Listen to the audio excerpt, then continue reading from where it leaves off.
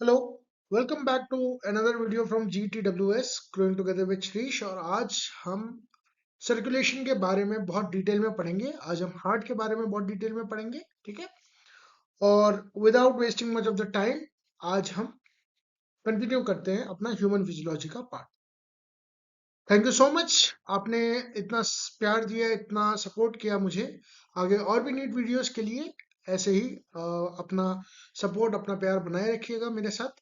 Thank you so much. Continue करते हैं। Okay, आगे ये मेरे बारे में छोटा सा इंट्रोडक्शन है, ज्यादा इंपॉर्टेंट नहीं है आपके लिए। ये नीट के बारे में इंट्रोडक्शन है। अगर आप नीट का पेपर दे रहे हैं तो ये कुछ पॉइंट्स हैं जो आपको याद रखने चाहिए हमेशा के लिए।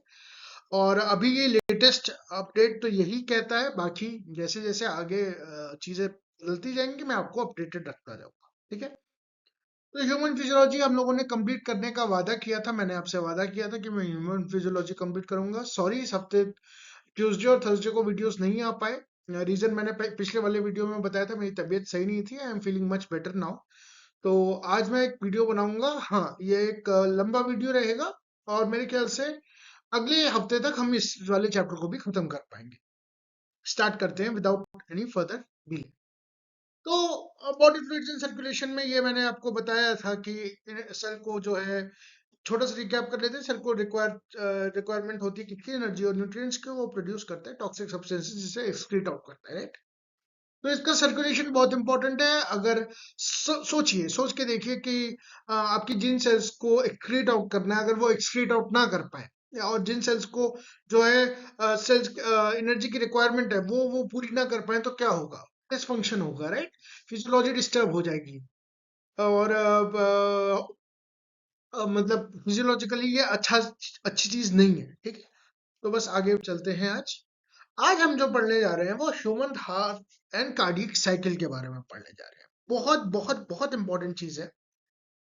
इसमें मैंने आपकी एनसीईआरटी तो यूज करी है, और कुछ पार्ट मैंने इसका गाइटन एंड हॉल का 13th एडिशन जो है, जो मेडिकल फिजियोलॉजी वाली किताब है, जो आप पढ़ेंगे अगर आपका सिलेक्शन हो जाता है। और मेरी उम्मीद है, मेरी ब्लेसिंग्स है, मेरी बेस्ट विशेष है आपके साथ कि आपका सिलेक्शन जरूर हो जाए, ठीक है।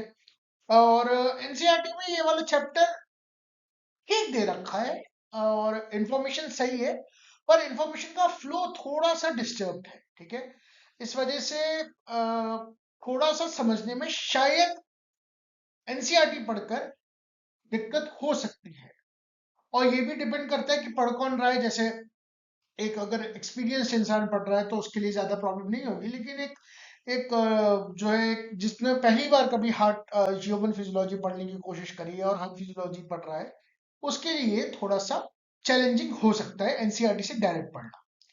खैर, मेरा यही काम है कि मैं एनसीईआरटी को as much as simplify as I can make.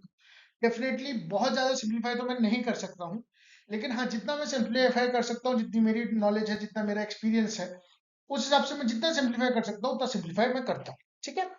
तो आगे बढ़ते हैं, और एक बार इस डायग्राम को जरा देख लें आप, ठीक है। थोड़ा सा आप जो है इसको 1 मिनट 2 मिनट देखें कि आपका जो हार्ट है वो इस तरह का है। इसका इसका स्ट्रक्चर ऐसा है, ठीक है। तो चलते हैं, आगे बढ़ते हैं। ओके, हाँ। तो ये मैंने ह्यूमन फिजियोलॉजी का एक डायग्राम आपके सामने रखा है। ये एक एआई जनरेटेड इमेज है, जैसा कि आपको पता चल रहा है ये एआई जनरेटेड इमेज है, क्योंकि ये एक इमेज में ये है कि इसमें सारी चीजें हैं और एक अच्छा ओवरव्यू दे पा रही है। अगर आप हार्ट को देखें, थोड़ा सा ध्यान से देखें, तो लिटरल इन्वर्जन समझते होंगे आप, फिजिक्स में आप लोगों ने ऑप्टिक्स पढ़ी होगी। तो अगर मैं इस जो सामने जो स्ट्रक्चर है इसके सामने खड़ा हूं, तो मेरा जो राइट है वो इसका लेफ्ट होगा, और इसका जो मेरा जो लेफ्ट है वो इसका राइट होगा, ठीक। अब आप हार्ट की लोकेशन को देखिए। मैंने अपना पॉइंटर कहाँ रख रखा है? आप देखिए, हार्ट जो है वो लंग्स के बीच में है, और थोड़ा सा लेफ्ट की तरफ शिफ्टेड है, थोड़ा सा, हल्का सा सेंटर, बट टुवर्ड्स लेफ्ट। हल्का सा लेफ्ट की तरफ शिफ्टेड है, क्योंकि बॉडी का एनाटॉमी उसे ऐसा करने पे मजबूर करता है। ठीक है, ये मीजोडर्मल ओरिजिन का होता है, ये बात बताना बहुत जरूरी था, क्योंकि आपकी एनसीईआरटी किताब में ये सब चीजें तो दे रखी हैं, पर एक्चुअल हार्ट की पोजीशन क्या है, उसकी एनाटॉमी क्या है, वो नहीं दे रखी है, देनी चाहिए। एक बच्चे को, एक स्टूडेंट को तभी बातें क्लियर होती हैं जब वो उसे विजुअलाइज करके पढ़ता है, और बायोलॉजी तो सब्जेक्टिव विजुअलाइजेशन का है। बायोलॉजी इनफैक्ट कोई भी साइंस विजुअलाइजेशन का सब्जेक्ट है, पर कुछ जगहों पे हम इमेजिनेशन की बात कर सकते हैं, पर बायोलॉजी में तो we do and we report what we see. ठीक है, इस मामले में बायोलॉजी बहुत खूबसूरत सब्जेक्ट है। तो आप देखिए कि हार्ट जो है वो मीजोडर्मली ओरिजिनेटेड है, और लेफ्ट सेंटर में है, लेकिन थोड़ा सा लेफ्ट की तरफ शिफ्टेड है। ठीक है, आगे बढ़ते हैं। तो हाँ, जैसे कि मैंने आपको बताया कि एक मीजोडर्मली डिराइव्ड ऑर्गन है, थोरेसिक कैविटी में है, बिटवीन टू लंग्स है, और क्लेंच्ड फिस्ट। क्लेंच्ड फिस्ट का मतलब होता है बंद हुई हुई मुट्ठी। जब आप अपना हाथ ऐसा बंद कर लेते हैं, इसको एक पंच की तरह आप इस्तेमाल करते हैं, तो जो जो आपकी साइज का होता है, उतना ही आपका हाथ जो है वो, उसका ही वो साइज होता है। ठीक है, अब यहाँ पे कुछ इंपॉर्टेंट चीजें हैं जो मैंने लिख रखी हैं। अब इन चीजों को अगर आप गौर से पढ़ेंगे, तो आपके लिए इस फिजियोलॉजी को समझना, कार्डियक फिजियोलॉजी को समझना रिलेटिवली बहुत आसान हो जाएगा। मैंने यहाँ राइट एट्रियर लेफ्ट एट्रियर लिख रखा है, यहाँ मैंने राइट वेंट्रिकल लेफ्ट वेंट्रिकल लिख रखा है, यहाँ मैंने 3 कस्प बनाने की कोशिश करी है, ट्राइकस्पिड वॉल्व बनाने की कोशिश करी है, यहाँ मैंने बाइकस्पिड वॉल्व बनाने की कोशिश करी है, बीच में मैंने हाथ डाला है। अगर आपने मेरे एनिमल किंगडम वाले वीडियोस को देखे होंगे, तो आपको समझ में आया होगा कि मैं कॉन्सेप्ट मैप को बीच में एक व्हाइट बोर्ड पे लिख कर मैं कॉन्सेप्ट को बनाने की कोशिश करता हूँ। मैंने ऐसे ही कुछ रेप्लिकेट करने की कोशिश करी है। अभी मेरे पास व्हाइट बोर्ड स्मार्ट बोर्ड नहीं है, इसलिए मैं अभी ऐसे बना रहा हूँ। जब मेरे पास स्मार्ट बोर्ड व्हाइट बोर्ड आ जाएगा, क्योंकि इस समय मैं दूसरी जगह पर हूँ, राइट, इस समय मैं अपने घर में नहीं हूँ, मैं अपने पीजी में हूँ, तो मैं तब आपको और अच्छे से ये चीजें समझाऊंगा। ठीक है, हम स्टार्ट करते हैं। तो थिन मस्कुलर वॉल होती है, जो कि इंटर एट्रियल सेप्टम बनाती है। सेप्टम मतलब क्या है? सेप्टम मतलब होता है सेपरेट करना। आपने अगर मेरा पिछला वाला वीडियो देखा होगा, इससे जस्ट पिछला वाला, तो उसमें आपने एक चीज पढ़ी होगी, मैंने एम्फीबियंस और रेप्टाइल्स के बारे में एक बात बताई थी कि उसमें मिक्स ब्लड फ्लो होता है। हालांकि मिक्स ब्लड कहना थोड़ा सा कंट्रोवर्शियल होगा, क्योंकि मैंने अभी एक किताब पढ़ी जिसमें लिखा था कि मिक्स ब्लड टाइप का फ्लो होता है, पर हाँ, वो थोड़ा सा, बट आपकी एनसीआर, आप अपनी एनसीईआरटी किताब के हिसाब से चलिए, क्योंकि इन केस ऑफ कोर्ट आपकी एनसीईआरटी किताब ही मानी जाएगी। खैर, आप राइट लेफ्ट एट्रिया है वो सेपरेटेड है, किसके थ्रू? थिन मस्कुलर वॉल के थ्रू, जिसको हम कहते हैं इंटर एट्रियल सेप्टम। यानी इंटर मतलब दो के बीच, एट्रियल मतलब एट्रियम के बीच, सेप्टम मतलब सेपरेट, थिन मस्कुलर वॉल है। और आप नीचे देख पा रहे होंगे, राइट वेंट्रिकल और लेफ्ट वेंट्रिकल जो है, थिक मस्कुलर वॉल, इंटरवेंट्रल सेप्टम। आप अगर थोड़ा सा गौर करेंगे मेरी स्लाइड पे, तो आपने ये भी देखा होगा कि मैंने थिन वाले को हल्का सा पतला रखा है, और थिक वाले को थोड़ा मोटा रखा है। ठीक, उसका जो मैंने डेफिनेशन लिखा है, उसका जो मैंने कंटेंट लिखा है, थोड़ा सा बोल्ड लिखा है, मोटा लिखा है। क्यों? ताकि आपके दिमाग में ये चीज बनी रहे। आप अगर और एक चीज देखें, तो राइट एट्रिया और लेफ्ट एट्रिया छोटे बॉक्सेस में है, और राइट वेंट्रिकल और लेफ्ट वेंट्रिकल बड़े बॉक्सेस में है। कहने का क्या मतलब है कि राइट एट्रिया और लेफ्ट एट्रिया छोटे होते हैं साइज में, in comparison to right ventricle and left ventricle. ठीक है, जो एंट्रोवेंट्रिकुलर सेप्टम है, ये थिक फाइब्रस टिश्यू का बना होता है। ठीक है, एंट्रोवेंट्रिकुलर मतलब एट्रिया और वेंट्रिकल के बीच का जो सेप्टम है, यानी उसका जो सेपरेशन है, वो थिक मस्कुलर फाइब्रस टिश्यू का बना होता है। ठीक है, तो 3 फ्लैप्स हैं आपके, जिसे हम कस्प्स भी कहते हैं। कस्प का शायद एक मतलब, I am not sure about it, but शायद एक मतलब मून भी होता है। इसीलिए ये आपको थोड़े से हाफ शेप मून दिखाई के स्ट्रक्चर्स दिखाई दे रहे हैं। ये ओरिजिनल स्ट्रक्चर नहीं है दोस्तों, ये समझाने के लिए ही बनाया गया है ताकि आपको चीजें समझ आए। ठीक है, तो राइट एट्रिया और राइट वेंट्रिकल के बीच में 3 कस्प्स हैं, यानी ट्राई कस्पिड वॉल, 3 यानी ट्राई। और लेफ्ट वेंट्रिकल और लेफ्ट एट्रिया और लेफ्ट वेंट्रिकल के बीच में पाई कस्पिड वॉल्व है, इसको हम मिट्रल वॉल्व भी कहते हैं या माइट्रल वॉल्व भी कहते हैं, depends on your pronunciation, depends on your accent. ठीक है, मिट्रल या माइट्रल। ठीक है, तो ये एक स्लाइड है जिसके बारे में मैंने तुम्हें बताया है। अब इस स्लाइड को अच्छे से आप लोग देखो और समझो कि इस स्लाइड में क्या लिखा है, क्योंकि ये स्लाइड बहुत इंपॉर्टेंट है। ठीक है, इसमें वो हर इंफॉर्मेशन है जो आपके एनसीईआरटी किताब में दे रखी है। आगे चलते हैं। हाँ, तो right ventricle of pulmonary artery और लेफ्ट वेंट्रिकल ऑफ और एओर्टा, पिछले वाली क्लास में बताया था कि जब डबल सर्कुलेशन होता है, डबल सर्कुलेशन का भी पार्ट अभी नहीं आएगा, वो अगले वाले क्लास में आएगा। राइट वेंट्रिकल से पल्मोनरी आर्टरी की तरफ जाता है। Pulmonary artery is the only artery, is one of the only artery. एक और आर्टरी होती है, शायद रीनल आर्टरी होती है, as far as I remember from my college days. Pulmonary artery जो है एक ऐसी आर्टरी होती है जो डीऑक्सीजनेटेड ब्लड लेके जाती है, कहाँ? लंग्स। पल्मोनरी का जहां शब्द आ गया वहां लंग्स सोच लेना, लंग्स का ही, लंग्स से ही रिलेटेड काम।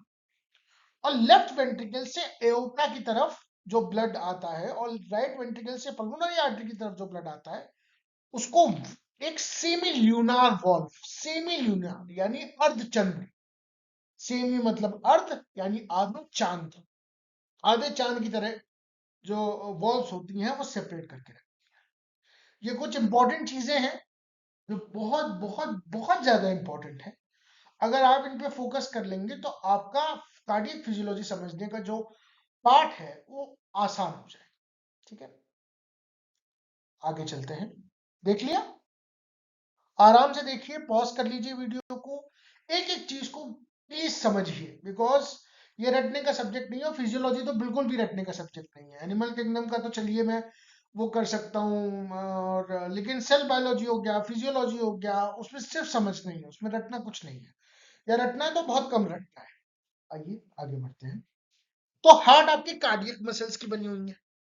अब अगर आप structure and organisation of animals वाला चैप्टर पढ़ते हैं, 7th चैप्टर, हमारे टाइम पे तो 7th होता था, अब शायद 5th या 6th होता है, I don't care, but topic वही है। हार्ट जो है कार्डियक मसल्स का बना है। तो कार्डियक मसल्स कैसी होती है? वॉलेंट्री होती है, इनवॉलेंट्री होती है, स्ट्राइप्ड होती है, अनस्ट्राइप्ड होती है, मिक्स्ड होती है, कैसी होती है वो जरा आप लोग देखिएगा। फिर से मैंने लिखा है वॉल्स ऑफ द वेंट्रिकल्स, यानी जो वेंट्रिकल्स की वॉल्स हैं वो thicker in comparison to wall of the atria. ठीक है, फिटनेस के मामले में specialised cardiac musculature called nodal tissue is also distributed towards the heart. ठीक है, और नोडल टिश्यू ऑटो एक्साइटेबल है, ये फैक्ट्स हैं। पहली बात तो walls of the ventricle are thicker than walls of the atria. Specialised cardiac musculature nodal tissues is also distributed towards the heart and nodal tissue is auto excitable। ठीक है, आते हैं। ओके, अब अगर आप राइट एट्रिया की तरफ देखें, यह अगेन एक बहुत ही रफ सा डायग्राम है, ये एक्चुअल डायग्राम नहीं है बट समझाने के लिए ठीक है। राइट एट्रिया में अगर आप देखें तो टॉप राइट कॉर्नर पर एक एसए नोड होती है, और लेफ्ट कॉर्नर पर, बॉटम लेफ्ट कॉर्नर पर एक एवीएन नोड होती है। राइट, ये एवीएन नोड, एसए नोड तो एक्शन पोटेंशियल जनरेट करने का काम करती है।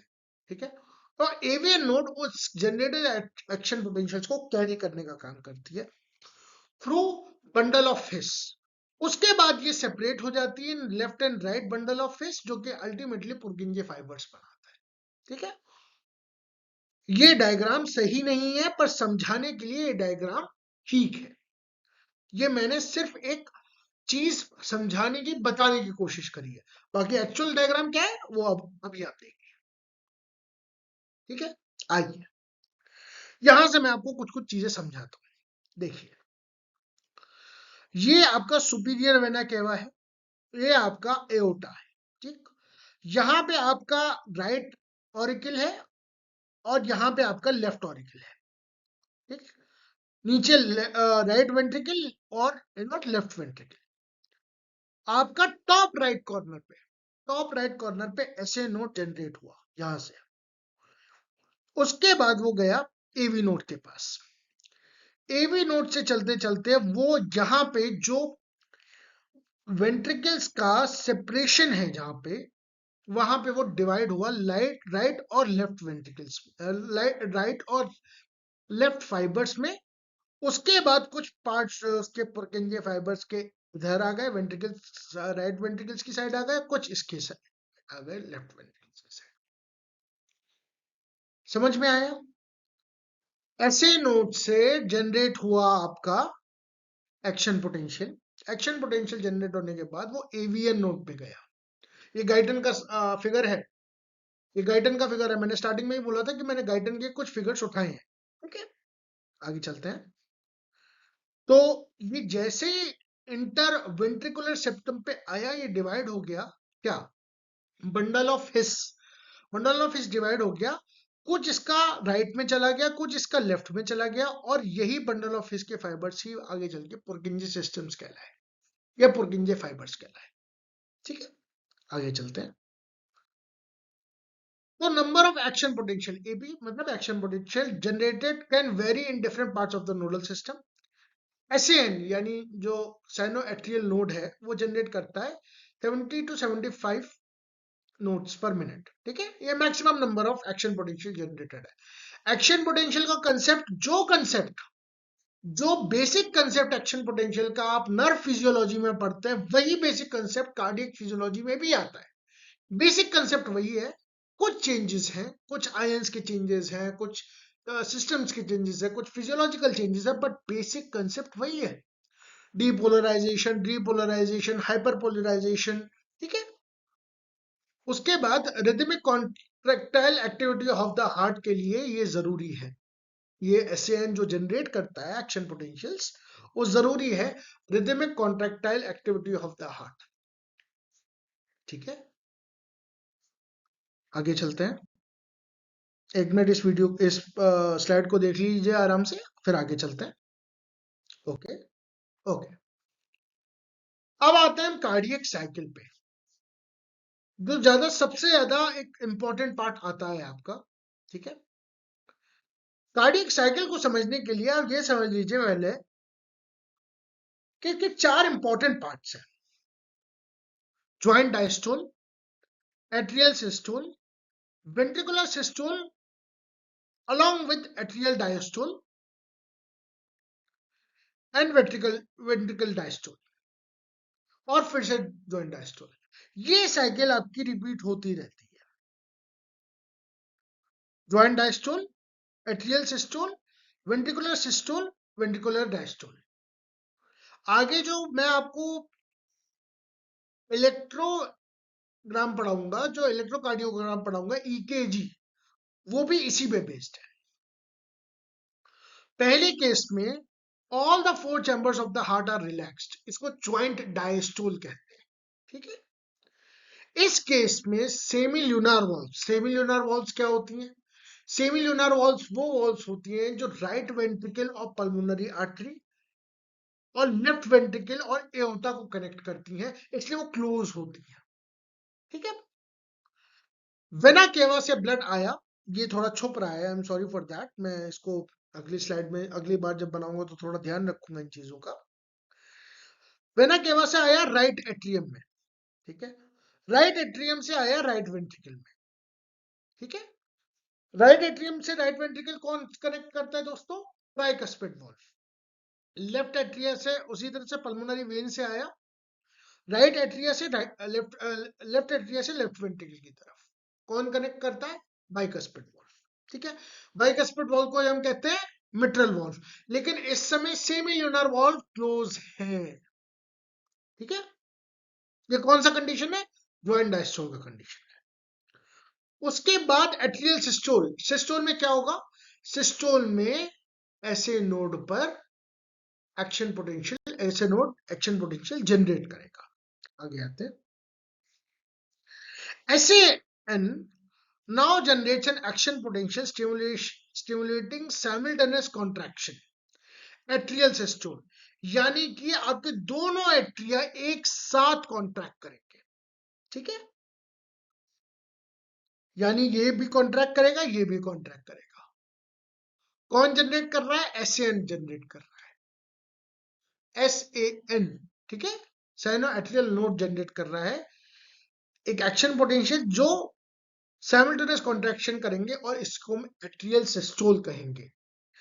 इस केस में क्या होता है कि blood flow into the ventricles increase by 30%। 30% of the blood flow increase हो जाता है। आगे चलते हैं। द एपी, अब वो मैंने आपको जैसे ही बताया, क्या बताया था मैंने आपको ये बताया था कि ऐसे नोड से जो एक्शन पोटेंशियल जनरेट होते हैं वो बंडल ऑफ हिस के थ्रू जाते हैं वेंट्रिकल्स में। तो AP generated in the ventricle side is conducted by AVN and AV bundle. Bundle of His transmit क्या? Transmit the action potential through the entire ventricular musculature.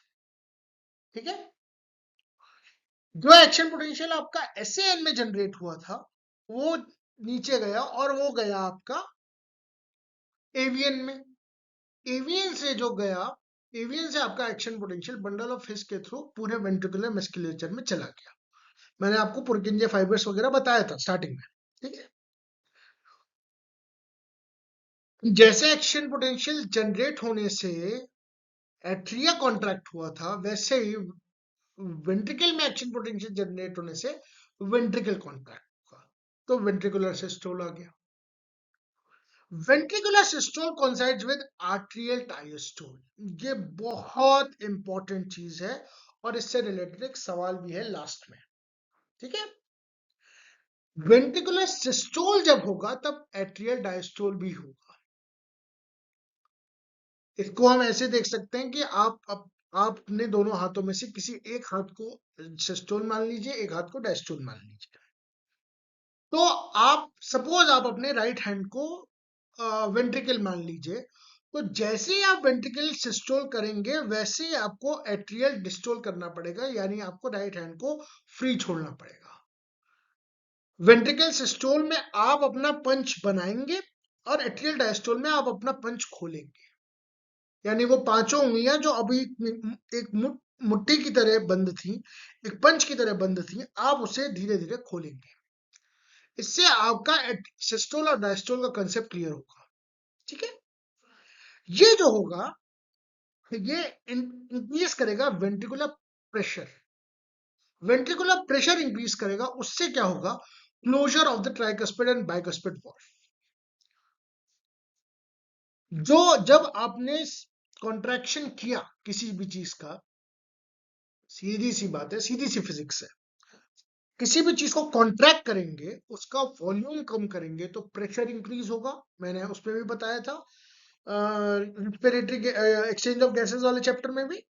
जैसे ही आपने ventricle को contract किया, उसका प्रेशर इंक्रीज हुआ, उससे क्या होगा? Closure of the bicuspid and the tricuspid valve, यानी कि अब राइट एट्रिया से राइट वेंट्रिकल की तरफ जो ब्लड आ गया है वो वापस बैक फ्लो ना हो, इसलिए क्लोज हो जाती है कौन सी? Tricuspid in the case of right side and bicuspid और mitral valve in the case of left side. ठीक है, to prevent the backflow of blood to atria, इसको लब साउंड कहते हैं।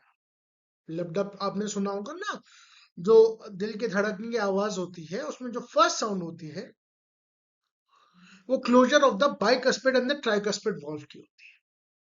उसके बाद वेंट्रिकुलर जैसे ही वो जैसे ही वो क्लोजर हुआ, ventricular pressure further increases causing the semilunar valves to open, back flow to the ventricles. ठीक है, जैसे वेंट्रिकुलर प्रेशर और इंक्रीज होगा सेमिल्यूनर वॉल्स अब खुल जाएंगी। सेमिल्यूनर वॉल्स का क्या काम है? वो ब्लड फ्लो को रोकती हैं। कब? जब ब्लड जो है वो राइट वेंट्रिकल से पल्मोनरी आर्टरी में जाना होता है तब ब्लड फ्लो को रोकती हैं, और लेफ्ट वेंट्रिकल से उसे एओर्टा में जाना होता है तब वो ब्लड को रोकती हैं। तो क्या होगा? तो ये होगा कि जब प्रेशर और ज्यादा बढ़ेगा तो सेमिल्यूनर वॉल्स खुल जाएंगी और ब्लड चला जाएगा अंदर। राइट वेंट्रिकल का ब्लड जाएगा पल्मोनरी आर्टरी के अंदर और लेफ्ट वेंट्रिकल का ब्लड जाएगा एओर्टा के अंदर। ठीक है। Ventricular pressure declines. ठीक है। धीरे धीरे वेंट्रिकुलर प्रेशर डिक्लाइन होगा क्योंकि अभी कॉन्ट्रैक्शन था, अब रिलैक्सेशन होगा। Tricuspid and bicuspid are pushed open by the pressure in the atria exerted by the blood. यानी अब और ब्लड आ रहा है। ऐसा तो है नहीं कि एक बार खुल गया तो खुल गया, एक बार बंद हो गया तो बंद हो गया। कंटिन्यूअस प्रोसेस है। तो उसकी वजह से क्या होगा कि जो वेंट्रिकुलर प्रेशर जैसे डिक्रीज होगा वैसे वो ओपन कर देगा बाइकस्पिड और ट्राइकस्पिड वॉल्व। बाइकस्पिड और ट्राइकस्पिड वॉल्व जो है वो खुल जाएंगे, और उनके खुलने से क्या होगा, जो एट्रिया के थ्रू जो प्रेशर आ रहा था, यानी लेफ्ट एट्रिया के थ्रू लेफ्ट वेंट्रिकल पे जो प्रेशर पड़ रहा था और राइट एट्रिया के थ्रू राइट वेंट्रिकल पे जो प्रेशर पड़ रहा था, वो खोल देगा किसको? बाइकस्पिड और ट्राइकस्पिड वॉल्व, और ये फ्लो आ जाएगा। इसकी वजह से क्या होगा, क्योंकि डायरेक्टली नहीं जा सकता, अगर लगातार चला जाएगा तो कोई प्रॉब्लम तो प्रॉब्लम वो ही नहीं है ना, कोई लॉजिक ही नहीं है ना। तो उस टाइम पे क्या होगा, closure of the semilunar valves आ जाएंगे। Closure of the semilunar valves आ जाएंगे, डब साउंड आएगा। ठीक है। उसके बाद क्या होगा, blood now once again is free move is again free to move into the ventricles. Joint diastole हुआ मतलब एट्रिया कॉन्ट्रैक्ट हुए। नहीं, ज्वाइंट डायस्टोल हुआ मतलब एट्रिया रिलैक्स्ड हुए। यस। एट्रियल सिस्टोल होगा जब लेफ्ट एट्रिया और राइट एट्रिया दोनों कॉन्ट्रैक्ट करेंगे। उसके बाद वेंट्रिकल सिस्टोल होगा, और वेंट्रिकल सिस्टोल कोइंसाइड करेगा एट्रियल डायस्टोल से। उसके बाद वेंट्रिकल डायस्टोल होगा, और ये पूरी साइकिल आपकी कार्डियक साइकिल बन जाएगी। अभी मैं आपको एक फिगर से भी समझाने की कोशिश करूंगा कि क्या हो रहा है बेसिकली। ठीक है। कार्डियक साइकिल आपकी 0.8 सेकेंड्स की है, 1 मिनट में 60 सेकेंड्स होते हैं, तो लगभग 72 बीट्स आती हैं। 70 to 75 बीट्स पर मिनट आती है। कार्डियक आउटपुट जो है stroke volume into number of beats per minute होता है। उसके बाद ये जो आपका स्ट्रोक वॉल्यूम होता है, ये होता है volume of the blood pumped by ventricle, 70 ml का होता है। ठीक है। तो कार्डियक आउटपुट क्या है, ये आपका होमवर्क रहेगा, प्लीज कैलकुलेट। मैंने आपको फॉर्मूला भी बता दिया है, मैंने आपको हर चीज दे दी है। Now you have to calculate. ये बार बार फिगर इसलिए रखा है ताकि आपके दिमाग में थोड़ा इम्बाइब हो जाए। ठीक है। तो मैं इस डायग्राम की बात कर रहा था। अब इस डायग्राम को जरा हम बहुत अच्छे से समझने की कोशिश करते हैं। ठीक है, क्योंकि सारा खेल इसी डायग्राम में है। अगर आपको ये गाइडन का डायग्राम है, कार्डियक फिजियोलॉजी का चैप्टर से उठाया हुआ है। Cardiac Guyton Guyton and hall का वो है, मैंने मेंशन भी कर दिया है। ठीक है। तो आइए अब समझते हैं चीजों को बहुत ही ध्यान से, क्योंकि ये इंपॉर्टेंट चीज है। देखिए, अगेन अगर मैं आपको कहूं कि ब्लू जो है वो डीऑक्सीजनेटेड चीज कैरी कर रहा है और रेड जो है ऑक्सीजनेटेड चीज कैरी कर रहा है, तो ठीक बात है। ठीक है। हालांकि ये ब्लू और रेड नहीं होता है, लेकिन एक अंडरस्टैंडिंग के लिए ये आप समझिए इस चीज को। दोनों चीजें लिंक कर रहा हूं मैं, गैसियस एक्सचेंज भी और कार्डियक फिजियोलॉजी भी। बहुत ध्यान से सुनिएगा, बहुत इत्मीनान से सुनिएगा, पेशेंस के साथ। आप सुपीरियर वेना केवा देख रहे हैं, आप इंफीरियर वेना केवा देख रहे हैं। आपको यहाँ क्या दिख रहा है? यहाँ आपको ब्लू कलर दिख रहा है, यानी कि आपका डीऑक्सीजनेटेड ब्लड एक ऐसा ब्लड जो रिच है कार्बन डाइऑक्साइड में वो आया। ठीक है, आया कहां से? बॉडी पार्ट से आया, बॉडी टिश्यूज से आया, जो डिऑक्सीजनेटेड ब्लड रिच है कार्बन डाइऑक्साइड ब्लड, वो आया आपका राइट एट्रियम में। राइट एट्रियम से गया ये राइट वेंट्रिकल में, और राइट वेंट्रिकल से गया ये लंग्स में ठीक होने के लिए थ्रू पल्मोनरी आर्टरी। अब यहां पे समझिए, ये तो हो गया आपका सर्कुलेशन का काम।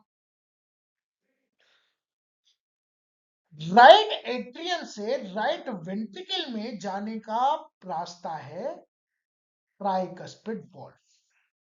ठीक है, ये देखिए, हालांकि ये ट्राई नहीं है बट ठीक है, ट्राइकस्पिड वॉल्व। कैसे होगा? ट्राइकस्पिड वॉल्व के थ्रू ये जाएगा, और जो वेंट्रिकल से पल्मोनरी आर्टरी की तरफ जाता है, जो मैंने पहले वाले डायग्राम में बनाया था, वो होते हैं सेमी ल्यूनार वॉल्व्स। सेमी यानी आधा, यानी अर्ध चंद्र, यानी आधे चांद की तरह जो जाता है वो जाएगा आपका लंग्स की तरफ। लंग्स की तरफ क्यों जाएगा? ऑक्सीजनेटेड होने के लिए। तो सुपीरियर और इंफीरियर वेना केवा से ब्लड आया, राइट एट्रियम में आया, राइट एट्रियम से ट्राइकस्पिड वॉल्व के थ्रू गया, राइट और सेमी ल्यूनार वॉल्व्स के थ्रू लंग्स में चला गया। लंग्स में हुआ वो ठीक, लंग्स में उसका एक्सचेंज हुआ। एक्सचेंज कैसे हुआ? Partial pressure of oxygen and carbon dioxide की वजह से, राइट। किसका प्रेशर ज्यादा होगा, किसका कम होगा, आपको देखना है दोस्तों। अब आइए आप लंग्स की तरफ। लंग्स से ये ठीक हो गया मामला, ठीक है, ऑक्सीजनेटेड हो गया। ऑक्सीजनेटेड ब्लड आया आपका लेफ्ट एट्रियम में। लेफ्ट एट्रियम से बाइकस्पिड, लेफ्ट एट्रियम से बाइकस्पिड या मिट्रल वॉल्व के थ्रू गया ये लेफ्ट वेंट्रिकल की तरफ, और लेफ्ट वेंट्रिकल से सेमी ल्यूनार वॉल्व्स के थ्रू गया ये एओर्टा में। पीछे की साइड है, ये थोड़ा 3D फिगर है। हार्ट आपका 2D में काम नहीं करता, हार्ट आपका 3D में काम करता है। तो इसको इमेजिन करिए आप। अब एओर्टा से जाएगा आपका ये आगे की तरफ, और ये नीचे की तरफ। ये पूरा एओर्टा आपका ऑक्सीजनेटेड ब्लड सप्लाई करेगा। अब कार्डियक साइकिल समझिए। सबसे पहले क्या होगा? एट्रियल डायस्टोल, सब रिलैक्स्ड है, कोई किसी को टेंशन नहीं है, कुछ नहीं है। ऐसे नोड में हुआ हल्का सा एक्शन पोटेंशियल जनरेट। कहां पे हुआ? यहां पे लगभग, ठीक है। यहां पे एक्शन पोटेंशियल जनरेट हुआ, तो दोनों जो एट्रियम थे कॉन्ट्रैक्ट किए। अपने हाथ को लीजिए और उसको एक पंच में तब्दील करिए। कॉन्ट्रैक्ट हुए। कॉन्ट्रैक्ट होने से क्या हुआ? प्रेशर बढ़ा। अब आपको प्रेशर महसूस हो रहा है? अगर आप कस के अपना हाथ एक पंच की तरह वो कर लेंगे तो आपको प्रेशर महसूस होगा। हाँ, तो प्रेशर हुआ। उस प्रेशर से क्या हुआ? ट्राइकस्पिड और बाइकस्पिड वॉल्व खुले, ठीक है, और वो गए वेंट्रिकल्स की तरफ। राइट वाला जब ट्राइकस्पिड गया था, वो गया राइट वेंट्रिकल की तरफ, और लेफ्ट वाला गया लेफ्ट वेंट्रिकल की तरफ, बाइकस्पिड वाला।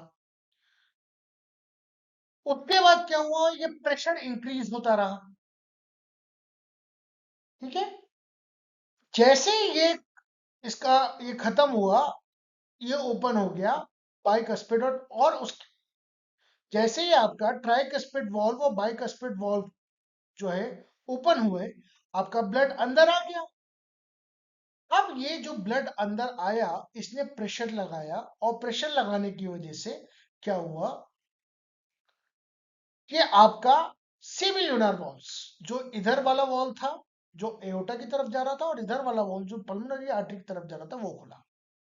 अब ये ब्लड फ्लो बैक ना हो, इतनी मेहनत से आप एट्रिया से वेंट्रिकल में ब्लड लाए हैं, ब्लड फ्लो बैक ना हो, तो आपका ट्राइकस्पिड भी बंद हो गया और बाइकस्पिड भी बंद हो गया। जैसे जैसे प्रेशर बढ़ता गया, ये आपके सेमी ल्यूनार वॉल्व्स खुले। सेमी ल्यूनार वॉल्व्स खुलने के बाद क्या हुआ कि आपका ये वाला जो पार्ट था ब्लड का, वो लंग्स के थ्रू गया, राइट वेंट्रिकल वाला जो ब्लड था वो लंग्स के थ्रू प्यूरिफाई होने गया और लेफ्ट वेंट्रिकल का जो पार्ट था वो एओर्टा के थ्रू पूरी बॉडी में सप्लाई होने गया। यहां पे क्या हुआ, यहां पे हुआ वेंट्रिकल सिस्टोल, यहां पे हुआ वेंट्रिकल सिस्टोल और एट्रियल डायस्टोल। वेंट्रिकल सिस्टोल और एट्रियल डायस्टोल एक दूसरे के साथ कंसाइड करते हैं, ठीक है, एक दूसरे के साथ कंसाइड करते हैं। और इसके बाद क्या हुआ, फिर ब्लड वापस ना आ जाए, किसमें, वेंट्रिकल में, लेफ्ट और राइट में, तो वेंट्रिकुलर वॉल्यूम इंक्रीज का प्रेशर डिक्रीज होने की वजह से, और वेंट्रिकुलर वॉल्यूम जो प्रेशर आपने पहले तो इंक्रीज हुआ, उसके बाद धीरे धीरे धीरे करके वो डिक्रीज हुआ, तो इसने जो है सेमी लूना वॉल्स को अपने बंद कर दिया। ये साइकिल आपकी चलती रही, ठीक है। और उसके बाद वेंट्रिकुलर डायस्टोल हो गया, एंड ऑफ द साइकिल। फिर से बोलता हूं, कंफ्यूजिंग है, बहुत ज्यादा कंफ्यूजिंग है, पर समझ में धीरे धीरे आएगा। सबसे पहले क्या हुआ, सबसे पहले हम सब कुछ ऑफ कर देते हैं, सब कुछ हम छोड़ देते हैं, हम केवल इस चीज पे ध्यान देते हैं। ये हमारे दोनों एट्रिया कॉन्ट्रैक्ट हुए, एट्रिया कॉन्ट्रैक्ट हुए तो ब्लड कहां से आया, ब्लड आया वेना केवा से एट्रियम की तरफ, और इधर आया लंग से एट्रियम की तरफ। कहां पे आया, राइट एट्रियम और लेफ्ट एट्रियम में, ठीक है। ये कब आया, ये कब आया, ये आया और उसके बाद ऐसे नोड में पोटेंशियल जनरेट, ऐसे नोड में जब पोटेंशियल जनरेट हुआ तो इस पोटेंशियल ने जो है बंडल ऑफ हिस की मदद से, पुरकिंजे फाइबर्स की मदद से पूरे वेंट्रिकुलर मस्कुलेचर में जो है एक एक्टिविटी, इलेक्ट्रिकल एक्टिविटी जनरेट करती है। उसकी वजह से क्या हुआ, डिपोलराइजेशन हुआ वेंट्रिकल्स का। तो अब जो ब्लड राइट एट्रियम में आया था वो राइट वेंट्रिकल्स में गया, और लेफ्ट एट्रियम वाला ब्लड लेफ्ट वेंट्रिकल्स में गया। ब्लड फ्लो वापस ना हो पाए, वापस पीछे ना चला जाए ब्लड, तो वो दोनों वॉल्स, ट्राइकस्पिड और बाइकस्पिड वॉल्व या मिट्रल वॉल्व क्लोज हो गए। जैसे जैसे आप कॉन्ट्रैक्ट करेंगे वैसे वैसे प्रेशर बढ़ेगा, प्रेशर बढ़ेगा तो आगे का जो सेमी लोना वॉल्व्स है वो खुलेंगे। उसके खुलने के बाद आपका राइट एट्रियम का, सॉरी, राइट वेंट्रिकल का पार्ट जो है आपका पल्मोनरी आर्टरी में जाएगा, ठीक होने, लंग्स के पास ऑक्सीजनेटेड बनने, और जो आपका वेंट्रिकल का पार्ट है ये आपका पूरी बॉडी में circulate, joint diastole, atrial systole, ventricular systole coincide with atrial diastole and ventricular systole, diastole, ठीक है।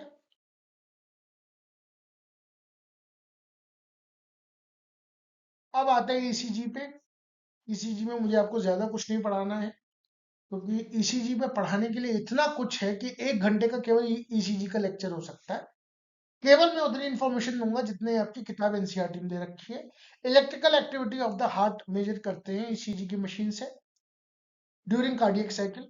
3 लीड्स लगती हैं, एक एक दोनों रिस्ट पे लगती है और एक लेफ्ट एंकल पे लगती है। लेकिन यूनिपोलर लीड्स भी आती हैं, वो बहुत एडवांस लेवल की बात है, वो अभी आपको समझने की जरूरत नहीं है। ये एक मायो क्लिनिक करके एक इंटरनेट पे एक वेबसाइट है जिससे मैंने ये बताने की कोशिश करी है कि ईसीजी कैसे होता है।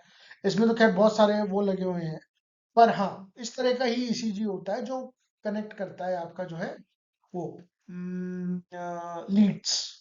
ये लीड्स होते हैं आपकी इलेक्ट्रिकल एक्टिविटी को मेजर करने के लिए, ठीक है। आगे चलते हैं। तो पीक वेव है इलेक्ट्रिकल एक्साइटेशन ऑफ एट्रिया। जहां पे भी इलेक्ट्रिकल एक्साइटेशन वर्ड आ गया वहां डिपोलराइजेशन समझिए, यानी कि दोनों के दोनों एट्रिया कॉन्ट्रैक्ट किए, contraction of both atria, P wave हो गया। उसके बाद क्यूआरएस वेव्स में हुआ डिपोलराइजेशन ऑफ द वेंट्रिकल्स, किसके थ्रू, बंडल ऑफ हिस के कनेक्ट जो एक्सटेंशन है पुरकिंजे फाइबर्स के थ्रू पूरे हार्ट मस्कुलेचर में हुआ, initiating ventricular contraction, ventricular contraction होगा तो क्या होगा, कॉन्ट्रैक्शन होगा, वॉल्यूम कम होगा, प्रेशर ज्यादा होगा। आगे सेमिलुनर वाल्व्स खुलेंगे, वो डिस्ट्रीब्यूट होगा ब्लड, राइट वेंट्रिकल का ब्लड पल्मोनरी में, लेफ्ट वेंट्रिकल का ब्लड एओर्टा में। बैक फ्लो रोकने के लिए ट्राइकस्पिड बाइकस्पिड बंद हो जाएंगे, लब डब की साउंड आएगी। ठीक। और टी वेव होता है repolarisation of the ventricles and end of the system. मैंने एक सवाल पूछा आप लोगों से, रिपोलराइजेशन ऑफ द एट्रिया कब होता है, और इसका जवाब मैं पहले ही दे चुका हूं। अगर आप लोगों ने ध्यान से ये चीज पढ़ी होगी तो आपको समझ में आया। ठीक है। ये अगेन एट द एंड, जैसे कि मैं कहता हूं हमेशा, स्नैपशॉट्स अवेलेबल है, और पॉज करते जाइए, देखते जाइए, पढ़ते जाइए। आपका एनसीईआरटी पढ़ना बहुत ज्यादा जरूरी है। ठीक है। ये कार्डियक साइकिल मैंने खत्म करने की कोशिश करी है। ठीक है। इसमें 2-3 सवाल भी मैंने पूछे हैं, ये ईसीजी के बारे में है, ये इसके बारे में है, तो आपकी क्लास ओवर। मैं आप लोगों से 2-3 बातें कहूंगा आज, जो बहुत इंपॉर्टेंट है। सबसे पहली बात तो ये है कि मेरा as a educator, as a teacher काम ये है कि मैं एज अ ट्रेनर, मैं अपने आप को अभी टीचर की कैटेगरी में नहीं रखता। मैं मानता हूं कि मैं शायद आप लोगों से कुछ चीजें बेहतर जानता हूं, और चूंकि बेहतर जानता हूं, बेहतर समझता हूं, इसलिए डिलीवर करना चाहता हूं। ठीक है। और पहली बात तो यह है कि मैं जो भी पढ़ा रहा हूं, एक बार उसे बुक से क्रॉस चेक आप लोग जरूर करें, ताकि अगर मुझसे कोई गलती होगी, क्योंकि मैं भी इंसान हूं, मुझसे भी गलतियां हो सकती हैं। शायद कोई ऐसा कंसेप्ट हो सकता है जो मैंने गलती से गलत पढ़ा दिया हो, तो जरूरी नहीं है कि जो मैं पढ़ा रहा हूँ वो, मैं, मेरी कोशिश ये रहेगी कि कोई गलती ना निकले, लेकिन फिर भी मैं एक इंसान हूं, मुझसे गलतियां हो सकती हैं। ठीक है। आप प्लीज कमेंट करके बताइएगा कि अगर मैंने कुछ गलत पढ़ाया है, या आपने किसी दूसरी किताब में कुछ और पढ़ा है, या दूसरे किसी टीचर ने आपको कुछ और पढ़ाया है, तो प्लीज मुझे एक बार बताइएगा कि कैसे पढ़ाया है और क्यों पढ़ाया है। ठीक है। और फिर मैं बताऊंगा कि वो सही है कि गलत है, या मैं सही हूं कि गलत है, प्रूफ के साथ। ठीक है। मुझे अपनी गलती मानने में कोई शर्म नहीं महसूस होती है। साइंस में पूरी पूरी साइंस भर जितना भी मेरा रिसर्च एक्सपीरियंस रहा है, उसमें यही सिखाते हैं कि it's always good to accept your mistakes. दूसरी इंपॉर्टेंट बात है, जो मैं आपको एनसीईआरटी के स्नैपशॉट्स दे रहा हूं, वो प्लीज जरूर पढ़िए। एक बहुत बड़ा कंट्रोवर्सी का टॉपिक चल रहा है कि एनसीईआरटी में कुछ चीजें ऐसी हैं जो शायद फैक्चुअली एज अ बायोलॉजिस्ट सही नहीं लगती हैं, बट क्या करें, नीट का पेपर अभी तो एनसीईआरटी बेस्ड ही है। अगर एनसीईआरटी के साथ साथ और भी चीजें आएंगी, जैसे कि पहले होता था, 2013 से पहले होता था, ये नीट का कंसेप्ट 2013 में आया था, जब मैं पेपर दे, मैंने पहली बार पेपर दिया था नीट का 2013 में। तब ये एनसीईआरटी का कंसेप्ट आया था कि बायोलॉजी केवल एनसीईआरटी से आएगी। तो हमें फॉलो तो एनसीईआरटी करनी पड़ेगी, फॉर्चुनेटली अनफॉर्चुनेटली जो लिखा है एनसीईआरटी में हमें पढ़ना तो वही पड़ेगा, बट वो फैक्चुअली कितना करेक्ट है, कितना कुछ, क्योंकि कुछ जगह एनसीईआरटी में शायद, क्योंकि रिवीजन ज्यादा एनसीईआरटी का हुआ नहीं है। ठीक है। तो हो सकता है कि कुछ जगह आपको कुछ कॉन्ट्राडिक्शंस देखने को मिले, पर आप स्टिक एनसीईआरटी को ही करिए, क्योंकि कोर्ट में जब आप क्वेश्चंस चैलेंज करेंगे तो एनसीईआरटी ही मानी जाएगी। कोई और मटेरियल, इनफैक्ट जो ये मटेरियल मैं दे रहा हूँ, ये भी कोर्ट में नहीं माना जाएगा। इसलिए मैं मटेरियल के साथ साथ बुक्स भी दे रहा हूँ कि ये मैंने एनसीईआरटी से उठाया है, ये मैंने जो है इस किताब से उठाया है, ये मैंने जो है गाइडेंस से उठाया है, ये मैंने जूलॉजी की उस वाली किताब से उठाया है, ताकि आपको वो बुक्स मिल जाए। क्योंकि अल्टीमेटली कोर्ट, अगर अगर इन केस ऑफ डिस्पेरेंसी होगी, तो कोर्ट आपको ये मानेगा, कोर्ट किताब की बात मानेगा और किसी चीज की बात नहीं मानेगा। ठीक है। और तीसरी और सबसे इंपॉर्टेंट बात यह है, वो ये है कि ट्यूसडे, थर्सडे और सैटरडे मेरे लिए 3 दिन वीडियोस बनाना थोड़ा सा हेक्टिक हो रहा है, अभी के लिए हेक्टिक हो रहा है। तो मैं कोशिश करूंगा कि हफ्ते में कम से कम एक दिन तो वीडियो बनाऊं। जैसे इस हफ्ते नहीं बना पाया था मैं, इस हफ्ते ये एक ही वीडियो था मेरा।